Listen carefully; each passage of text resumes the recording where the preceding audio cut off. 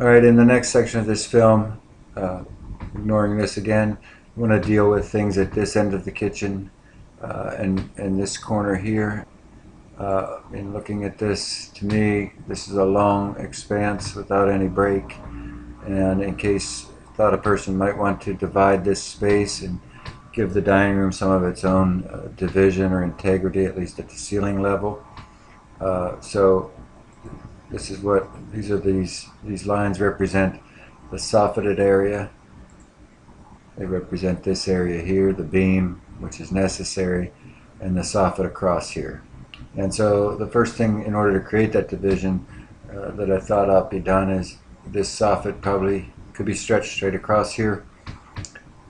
The fact that this is the seating area here kind of lends itself to that as well, gives that some refinement. And it sets off this little area here, which we'll talk about briefly. So doing that, you go from this big open wide area through here, which might actually be desirable, to something like this. And looking at it from this end, it goes from this to something like this. In a section view, you know, this is all still high through here, and then it drops down where I'm showing a tall pantry cabinet, even though that's probably not necessary with the walk-in pantry, but that's what's in there for the moment. And then really, before I horsed around much further, the next logical thing to do was to continue that soffit across the top of this and make this whole end of the kitchen a 90-inch kitchen. We might need that soffit to help us with venting this range hood anyway. So that's the next thing I did, and you can see the change right up here. Right now this crown molding is going in and out.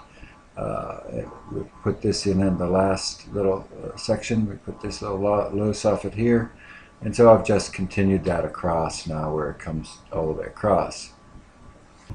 This sets up this little separate area here, kind of offset from the kitchen, adjacent to the seating, and a person can do whatever they want here. Obviously, you have a walk-in pantry over at the west end of the kitchen now, so anything can happen here. I had begun by showing a full-height cabinet, whether that's utility cabinet or pantry cabinet or whatever. It doesn't have to be. I'm showing it 21 inches deep to set it off from the refrigerator at the moment. It can be, you know, more shallow still, give you a little bit more passage space through here, or even all the way back. That's 15, which is kind of a custom depth. These shallow pantry cabinets are nice though for accessing the food. But if that's, you know, we could go to something like you have, which is you have a shelf section of countertop and holding your television. I don't particularly care for this arrangement here. Changing some textures just so you can see what is happening. I'm not sure what any of these textures end up to be, but this was just showing you what is happening through here. And this probably, you lost this place that the liquor is, so maybe the liquor goes over there, I don't know. I think this looks better like this. And maybe there's some additional storage, but maybe it's just nothing, and maybe there's a piece of furniture or art or something like this. Finally, of course, you could have another closet there as well, used for whatever you need to store or have access to.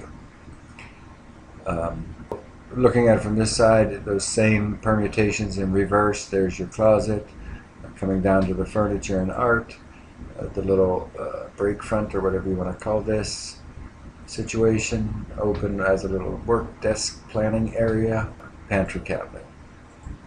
And this brings us over to this side of the kitchen. As I said, I want to briefly cover that ground.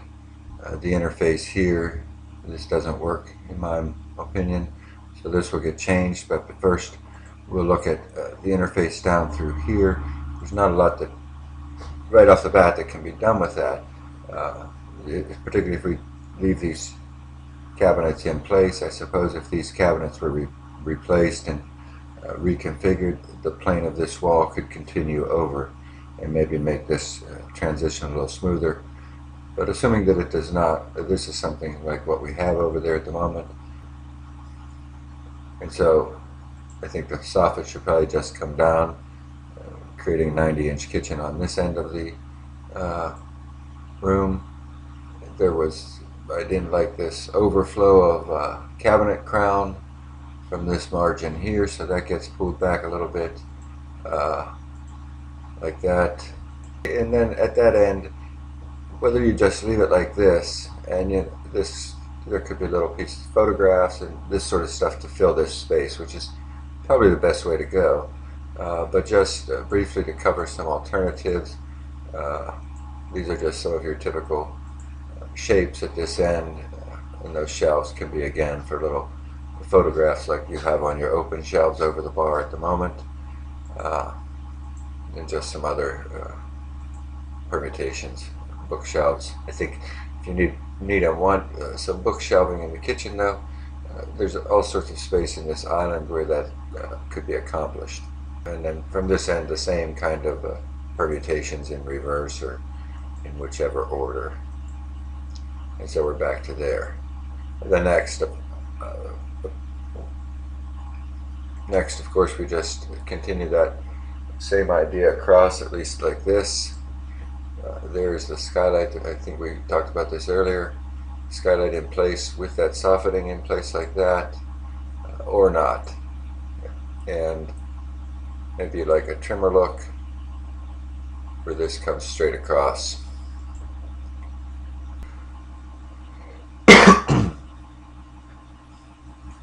And then with that much done on this side of the kitchen, you carry that across to the other side and have something like this.